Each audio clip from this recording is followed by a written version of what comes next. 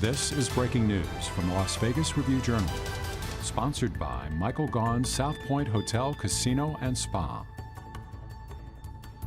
Good morning, everyone. I'm Renee Summerhour with the Las Vegas Review-Journal. We are going to take you live to Huron Elementary School in North Las Vegas, where Governor Steve Sisolak is expected to sign a bill that would stir hundreds of millions of dollars to Nevada education. Now, the bill is Assembly Bill 495, and it rewrites the laws for taxing the state's mining industry. The bill got a 2/3 majority in both houses of the legislature, with 2 Republicans voting with Democrats. Let's take a listen. With what they have to say, a group of legislators who I can tell you, and I mean this sincerely from the bottom of my heart, fought tirelessly on our side to get these bills through, and it was not an easy thing to accomplish. The legislators, our mining association, Tyree is here representing them, who stepped up and helped provide these resources. CCEA is here represented, and we appreciate their help in really starting the conversation and getting us here. Plan, members of our school boards, and CCSD officials. And this will have an impact, like I say. Governors before me have fought to try to get more equity and more funding in education, and mining has been an incredible partner to do that for us, and we appreciate it. As many of you know, education has been a top priority for me and my wife since I got elected, funding our education system and helping out our students that need it desperately. And in our first 2 legislative sessions, we have been able to work together collaboratively with the partners that I mentioned previously to make historic investments in K-12 education system for all of our students. And they are going to be the beneficiaries of this funding that's going to be funneled into our education system. I am incredibly proud of the meaningful steps that we have taken and look forward to working or continuing to work with our educators and the stakeholders here today to continue doing all we can to provide the best educational opportunity for our kids, all of our kids, as possible. We have a full program today, so I won't take up too much of your time. But I want to talk first about Assembly Bill 495. This legislation was a bipartisan effort, built with input from business, from industry, from educators, labor organizations, activists and advocates, and many other groups. It creates a 1% levy on large silver and gold mines to fund public school educations. This money will benefit every educator, every student, and every family. And it could not have been done without months of discussions, and I mean months of discussions. A lot of compromises along the way, and a shared goal in creating a better and brighter Nevada for everyone. When we come together to work, there's no problem that we cannot solve. Additionally, this bill dedicates $200 million in Nevada's federal funding for our K-12 public schools. $200 million. Both of these investments will ensure we can address learning loss and continue improving educational outcomes in the short term and in the long term. I want to thank those who were involved in this work. I will now sign AB 495, and then I'd like to invite 2 dear friends and colleagues, Speaker Jason Frierson and Senator Nicole Cannizzaro, to say a few words on this legislation. So we will sign AB 495.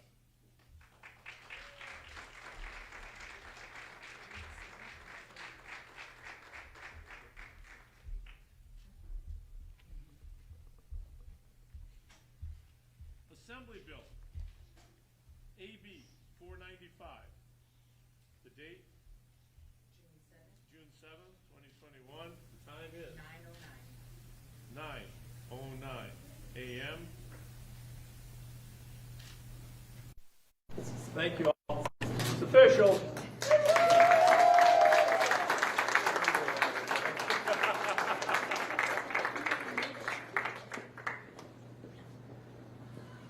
Thank you. Now we're going to hear from Jason and Nicole. Good morning. Good morning. It's a good day. Thank you all for being here. My name is Jason Frierson, Speaker of the Nevada State Assembly. They say that legislation is the art of compromise. No truer words could be said about AB 495. This past legislative session, I'm proud to have sponsored AB 495 and worked with, of course, the Governor Sisolak, who's been steadfastly supportive of this effort. Tyree Gray and the Mining Association, of course, Majority Leader Canizaro, our colleagues both in the Senate and the Assembly in a bipartisan way to get this legislation done and to follow through on a promise that we made to Nevada families. We said at the outset that we would work to increase revenue for our schools by closing corporate tax loopholes, but doing it without impacting Nevada families. Nevada, I cannot say how proud I am to have been a part of AB 495, which I believe does just that. We are standing here because of unprecedented collaboration from our colleagues on both sides of the aisle, but also progressive and education advocates and our largest economic industry leaders who employ hundreds of thousands of Nevadans. Most importantly, this bill ensures that we will have the resources to fund education and increase per pupil spending and set us on a path of providing that per pupil amount that our children deserve. This is a reflection of unprecedented collaboration, unprecedented work with all of our stakeholders and community partners. We have worked with parents and teachers and school districts. We've worked with state partners and legislative partners to do right by our children. The fight's not over, but this is absolutely the best first step. I want to thank all of my colleagues for helping us get to this point, and I'm proud to move Nevada further and making sure that we take care of our children first. So thank you all for being here and for being a part of this. Thank you, Governor Sisolak, for always being there, and I look forward to what this provides for our families and our children, and I look forward to the continued conversation about revenue for our kids. So thank you all so much.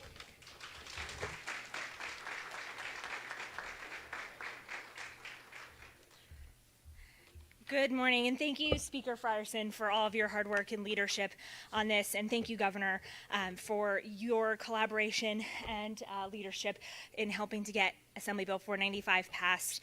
We are, of course, excited to be here today to see you sign AB 495 into law officially. And this important piece of legislation is the culmination of the last year's worth of conversations about a more equitable revenue structure to help fund our schools. This bipartisan effort, and I can't stress how important that is enough, demonstrates just what we can all accomplish for our state when education advocates, our business community, and legislators from both parties, hand in hand with the governor, work together to find solutions for investments in education.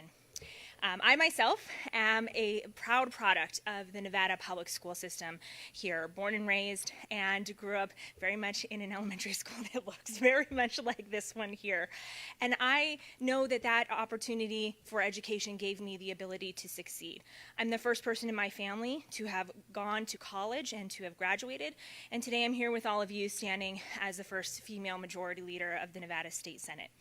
Assembly Bill 495 represents a commitment to investing in education right here in my home state of Nevada and with all of you. I think we have an obligation to ensure that students today have the same opportunities for success that I did, and that means giving them the best education possible. Having that foundation is critical, and investing in their futures and their education is what they deserve, and it's what we owe to all of them. The passage of this legislation sends a very clear message that we believe in funding education, and we believe in giving kids today that very same best opportunity to succeed. I'm deeply appreciative of everyone who worked to come together to make this bill a reality, and I'm proud to stand here with the governor and the speaker today as we make this historic investment in our kids' future. Today is a victory for our education advocates, for our students, for our families, and it is the promise of future opportunities. It will help to ensure sustainable future investments in our children's education, and I can't think of a better reason to be here with all of you today than that. So thank you so much for everyone for your hard work on this.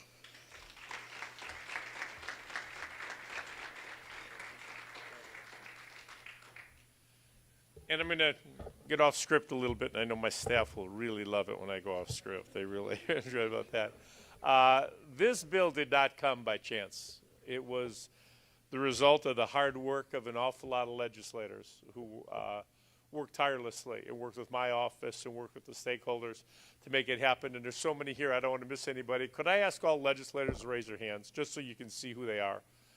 These are incredible. These are incredible people, and I know I'm going to give a shout out to one from a different, I'm a Democrat, but I'm going to give a shout out to one Republican who crossed party lines. Assemblyman Roberts over here, who I can tell you took a lot of heat in helping us make this happen. And Tom, we appreciate it. I mean, you helped a lot of kids. And the real beneficiaries are not just the stakeholders and these legislators and me. The beneficiaries are the students you see in these classrooms and on these playgrounds. They're the ones that are going to get the benefit. So thank you all for that, all our legislators, and I really appreciate the work you put forward. The next piece of legislation that I'd like to talk about today is Senate Bill 450, sponsored by Majority Leader Cannizzaro. This legislation authorizes the Board of Trustees of a school district to issue GO, general obligation bonds, previously authorized by a vote of the people for a second additional 10 years without having to seek an additional approval. What does this bill really do is a question. This bill does a lot. First, it helps create jobs and helps us build more and repair more schools, invest the money where it's desperately needed into our facilities for these children. I want to read directly from a letter of support that Principal Jordell provided to lawmakers as they considered this legislation. Where is Principal Jordell? I know you were here with me. Oh, you can't hide in the back. Come on up here. Come on. When conditions are unsuitable for children, it interrupts their ability to learn.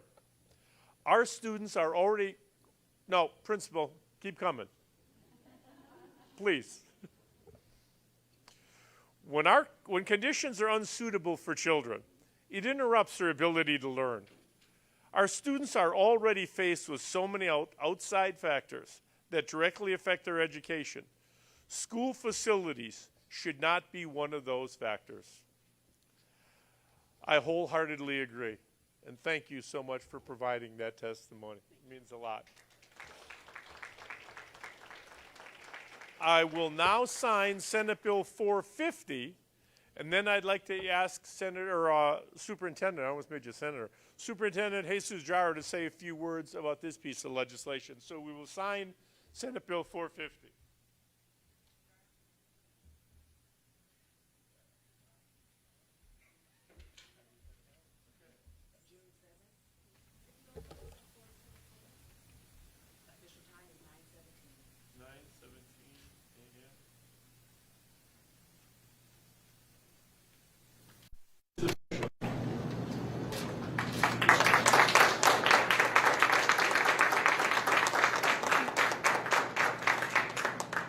Not to take it back so it can get recorded in Secretary of State's office. As you heard from the governor, our schools are aging and need to be replaced, renovated. A few years ago, I received a call on a weekend that we had to shut down Green Valley High School for a water main break. The impact, it's in our classrooms.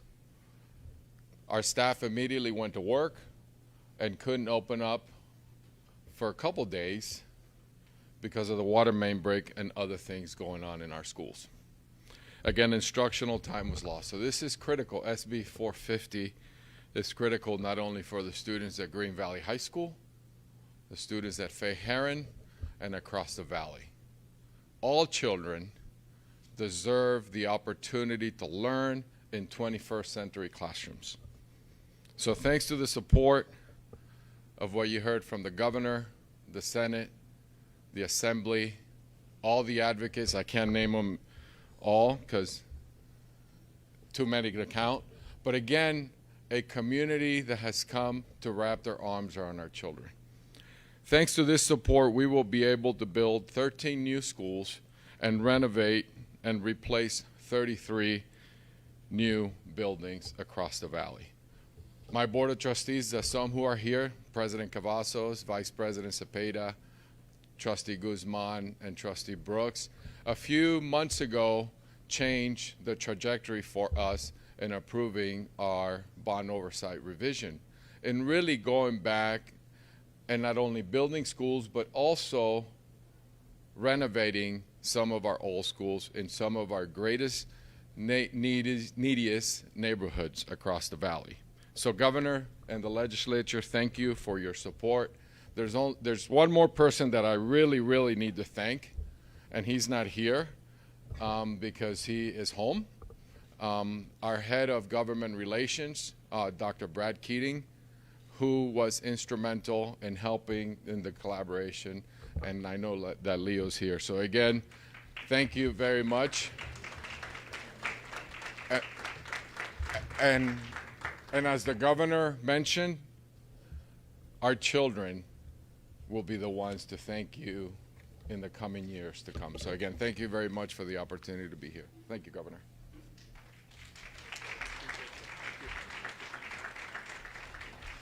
Thank you, Superintendent, and Brad was instrumental, but I've got to finish the story. Brad can't be here. He's not just home. He became a father again yesterday.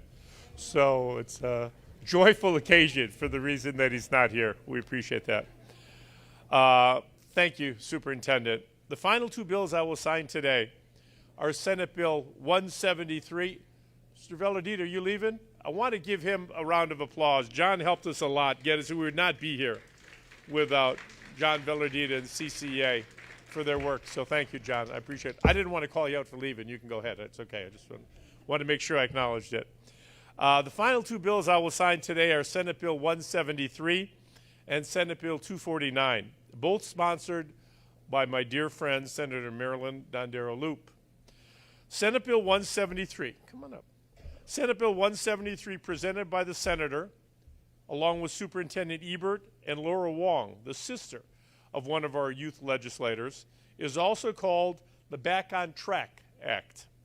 This legislation is aimed at helping districts address learning loss during the COVID-19 pandemic to ensure that none of our students slip through the cracks because of the disruption that the pandemic had on all of our daily lives.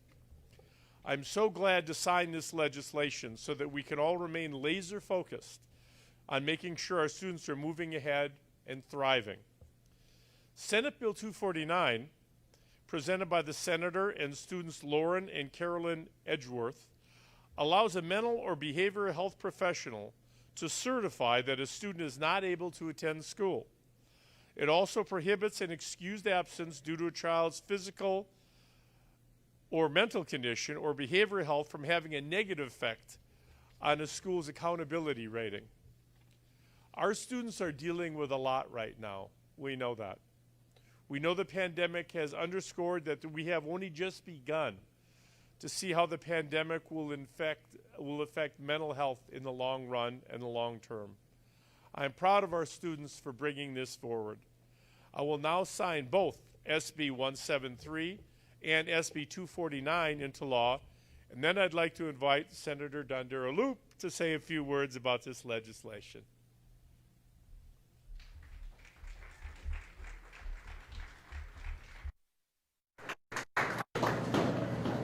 Oh, right, I got students. Right.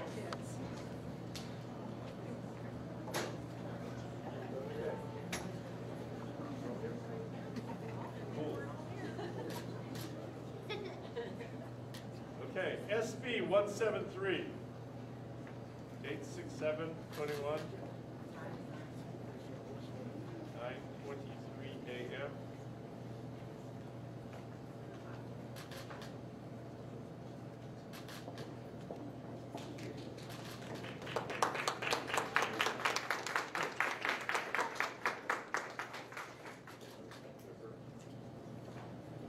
Senate Bill 249.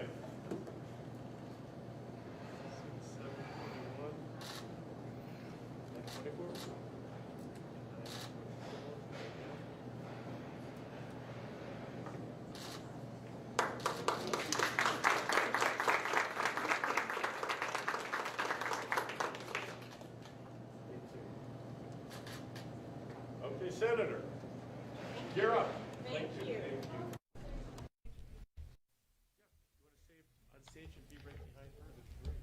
That would be fabulous. Good morning, and thank you to Governor Sisolak for having us here today to sign these key pieces of education policy into law. Let me start off by saying we understand how tough this past year has been on our Nevada students, families, educators, and support staff. We want to thank everyone who has gone above and beyond to do what's best for our kids under exceedingly difficult conditions.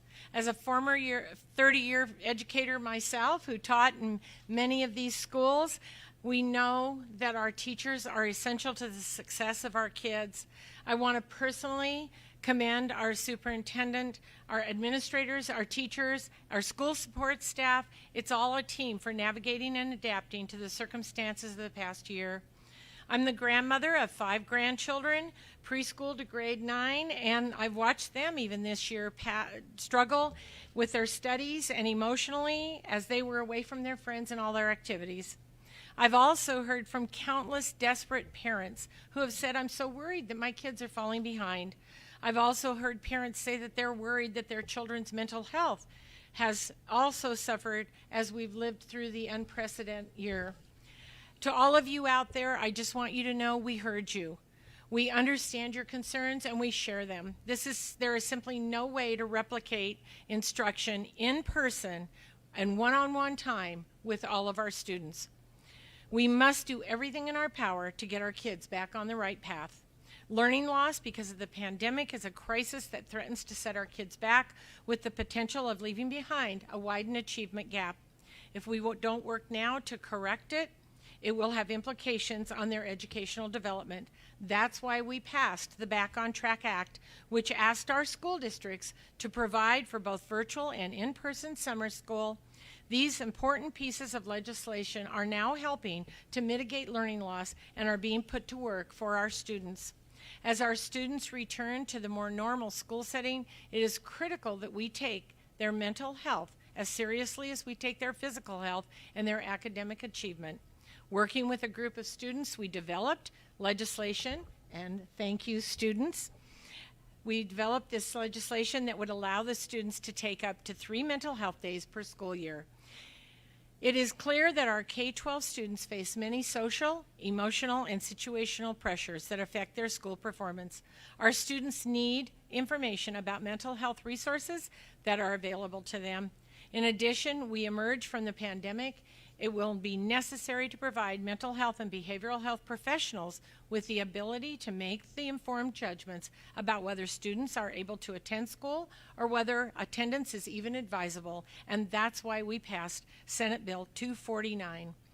I am honored to be here today with Governor Sisolak and the teens behind me, although it took an entire group of people. And I have to tell you, it doesn't go unnoticed that there are puzzle pieces on the wall in this building. It took an entire group of people to put all these puzzle pieces together, and for that I thank you. So thank you to the parents, the students, the educators, and the advocates who worked tirelessly alongside me to move this forward. And thank you again, Governor Sisolak, for signing the legislation.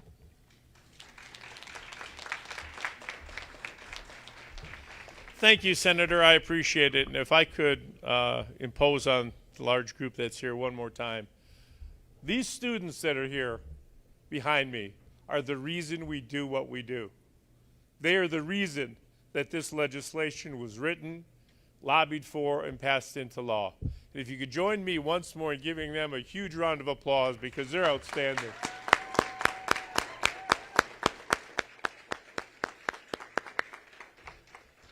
Thank you, Senator, for your comments. And before we conclude, I'd like to invite our state school superintendent, who is a real superstar when you come to public servants. I just can't say enough about Joan Ebert and what she's done to provide some closing remarks. But I want you to know that we don't get to sign many bills. I don't get to sign many bills in Clark County. You know, the vast majority, hundreds of them, were signed up in Carson City. And my wife and I flew back down late Saturday night for the opportunity to spend a few days down here and signing some very special pieces of legislation to emphasize just how important that they are to us, to our futures, and to these children who are our future.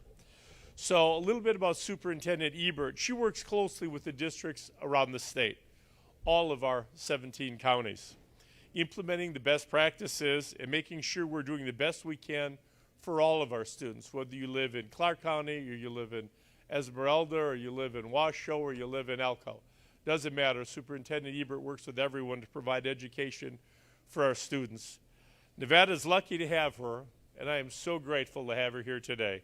Superintendent Ebert, if you would wrap this up for us. Thank you, Governor. Good morning, everyone. I want to especially thank Majority Leader Canizaro, Speaker Frierson, Senator Dondera Loop, all of our partners here this morning. Thank you for joining us. This past year has been transformative for our educators, for our families, for our community as a whole, and especially our students. I've been encouraging the team at the Nevada Department of Education to think about what's suddenly possible because of this crisis and absolutely necessary to seize this moment to pave a better future for all of our children. A future where student mastery is more important than how much time they spend in a seat. A future where students learn with culturally responsive environments, where they see themselves in the learning materials, and their differences are valued and celebrated. A future where every student graduates with the ability to build a home, a life, and that future. I am grateful that our governor and the legislature saw what was possible and necessary, and recognize that now is the moment to build an education system for Nevada that is inclusive of every student and every family. The reason is simple. We know there is no excellence without equity. This morning, we celebrated a number of laws that enable equity and inspire excellence. As Superintendent Jara noted, Senate Bill 450 provides our schools and our school districts across the state with the ability to continue to create and improve safe and welcoming learning environments. Throughout this session, I had the pleasure of working closely with Senator Dondera Loop on her, and I can say it, Back on Track Act. So Senate Bill 173 is now signed. Senate Bill 249 underscores the importance of supporting students' mental and behavioral health. The Nevada Department of Education remains committed to working with educators and staff across the state to support social, emotional, and academic development. Project SEED, if you've heard that before, if I can get it into your brain, Project SEED has been developed and we continue to support it across the state. Together, we're fostering resilient and engaged students who are prepared to contribute to our community. And finally, with the implementation of the pupil-centered funding plan, we are replacing the 54-year-old model. We're approaching it that we identify and can see every single child in our state. The new investments in education, thanks to Assembly Bill 495, will help support the transition to continue to move our education system forward. I want to thank everyone again this morning for joining us here at Fay Heron Elementary School. And if you have not said good morning to our wonderful principal, Judy Jordahl, she is phenomenal. I've known her for many years, and her heart is here in this community with every single child. The 81st legislative session proved to be a historic one for K-12 education and indeed all Nevadans. Our elected leaders walk the talk on education. They know that education is the key to success of our economy and the vibrancy of our communities, and their actions show it each and every day. I look forward to continuing to partner with stakeholders across the state to realize these policies and programs that are put into place for our students. Thank you all for joining us here this morning, and God bless.